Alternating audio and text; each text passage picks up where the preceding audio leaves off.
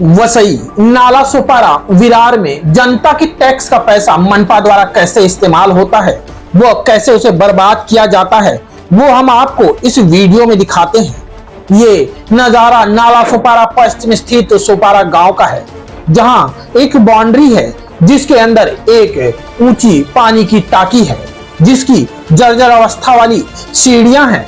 नीचे गंदा माहौल है और यहाँ कुछ मवेशी बंधी हैं तो कुछ पानी के पास चल रही हैं। आपको बता दें कि ये कोई खुला मैदान नहीं है और ना ही कोई तबेला है और ना ही ये कोई तालाब या नदी है जहां लोग अपनी मवेशियों को चराने आए हैं। ये वसई विरार महानगर पालिका द्वारा जनता के खून पसीने की कमाई का एक हिस्सा जो टैक्स के रूप में दिया गया है, उस पैसे से ये नाला सोपारा पश्चिम की जनता के लिए बनाया हुआ गार्डन है, जिसका नाम रिजवान हैरिज है। इस गार्डन का उद्घाटन मार्च 2014 को स्थानीय जनप्रतिनिधियों के हाथों हुआ था, जो कि ये गार्डन आज डेंजर जोन में है। यहाँ पर इस गार्डन की दीवारें जर्जर हो चुकी हैं, जो कभी भी बड़ी दुर्घटना का एक कारण बन सकती हैं। हालांकि गार्डन को दुरुस्त करने से संबंधित कई पत्र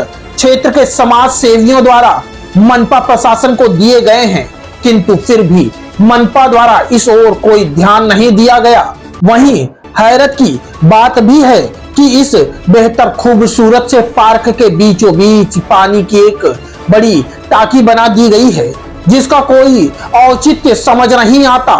वहीं सवाल ये भी उठता है कि पार्क के बीचों बीच बड़ी पानी की टाकी बनाकर पार्क की खूबसूरती बिगाड़ने का श्रेय आखिर किसे जाता है। आपको बता दें कि अभी हाल ही में हमने कुछ समय पहले नाला सोपारा पश्चिम स्थित सोपारा गांव की नाली, सड़क, गटर, तालाब आदि की दुर्दशा से संबंधित एक खबर आपके सामने पेश की थी तथा जिसमें दर्शाया गया था कि मनपा अधिकारियों तथा बेईमान ठेकेदारों के कारण तथा जनप्रतिनिधियों की लापरवाही के चलते यह गांव विभिन्न प्रकार की अव्यवस्थाओं से जूझ रहा है और उसी के तहत सोपारा गांव के बीचों बीच बना यह हाजी रिजवान हैरिज नामक ये उद्यान भी अपनी बर्बादी की दास्तान स्वयं बयान कर रहा है।